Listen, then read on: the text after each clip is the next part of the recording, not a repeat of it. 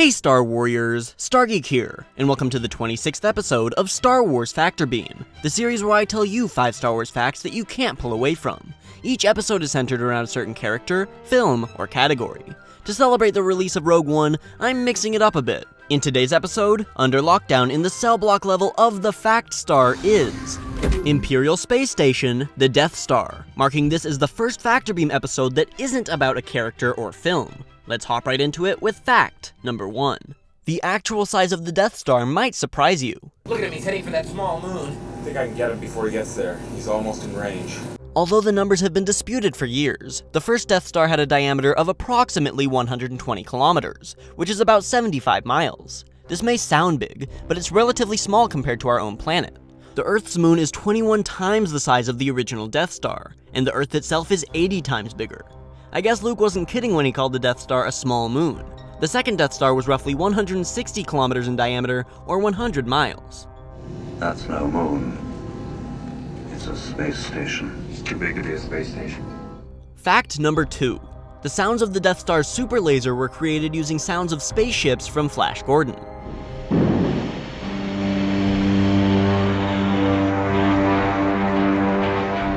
It isn't a secret that George Lucas is a huge Flash Gordon fan, getting a lot of inspiration for the Star Wars saga from his childhood show. Sound designer Ben Burtt paid homage to the series by adapting some of the sound effects from the starships in Flash Gordon to make the iconic sound of the space station's super laser.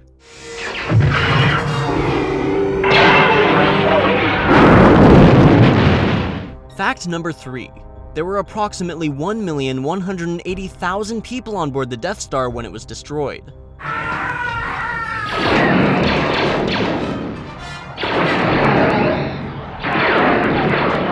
The climax to A New Hope may seem like a huge victory, but for the families of the million innocent people on board the Death Star, it was a horrific tragedy.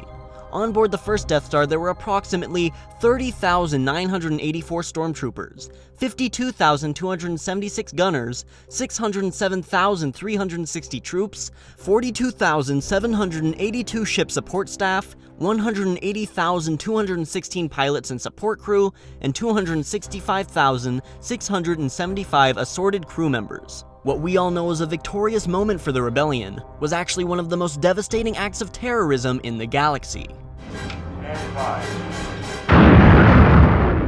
Fact number 4.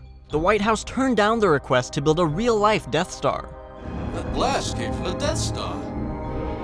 That thing's operational. In November of 2012, 34,435 Americans signed a petition for the government to build a gigantic, planet-destroying space station.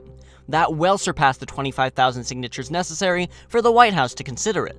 But the response of the White House disappointed quite a few fanatics. In a letter titled, "This isn't the petition response you're looking for," they replied to the petition by saying, "The administration shares your desire for job creation and a strong national defense, but a Death Star isn't on the horizon. Here are a few reasons.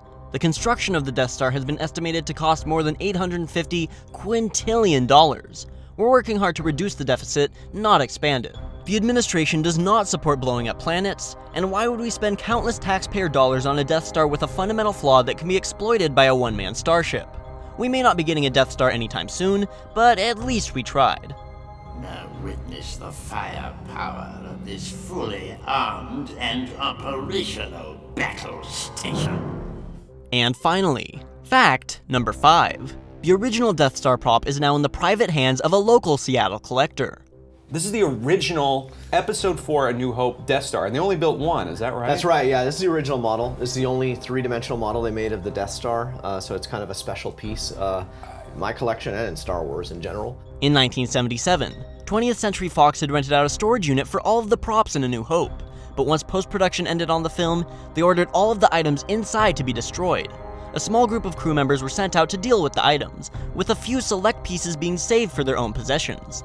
The Death Star was one of those pieces. The crew member kept the item in his personal collection in Southern California until 1988, where he stored it in his mother's antique shop in Missouri. From there, it was sold to a country western music show called Star World, where it remained until 1993. It was being used as a trash can with the super laser emitter dish removed so you could throw garbage through the hole. It was purchased by a group of fans in the area, who kept it until 1999. That's when Star Wars fanatic Gus Lopez bought the prized possession of his collection. For the majority of the past 17 years, Gus has kept the Death Star in the foyer of his Seattle home, allowing fans to view the prop up close. He's also rented it out to the EMP Museum, now known as the Mopop, for the entire Emerald City to enjoy. The Death Star has had quite the journey, from its start on the set of Episode 4, to a trash heap in Missouri, and now a Seattle home. I'm so into the original props now from Star Wars that it's a kind of a tough act to follow. You never quite ever match, this thing, which I was just on a whim. I was like, oh yeah, I should buy the Death Star. That wraps up episode 26 of Star Wars Factor Beam. Subscribe to StarGeek for weekly Star Wars content. Did you learn anything about the gigantic trash can, laser moon? If so, put it in the comments below. If you like the channel, please tell a friend. If you enjoyed the video, please shoot that like button at light speed. You can find me on Facebook, Twitter, and Instagram by clicking the links in the description, and you can check out my last video, my side-by-side comparison of my fan trailer for the original trilogy and the official Rogue One trailer, if you just click on the thumbnail. You can also click on the right to watch Factor Beam episode 25 on Kylo Ren. Don't forget to comment on your character suggestions below the video. Until we meet again in a galaxy far, far away, this has been StarGeek.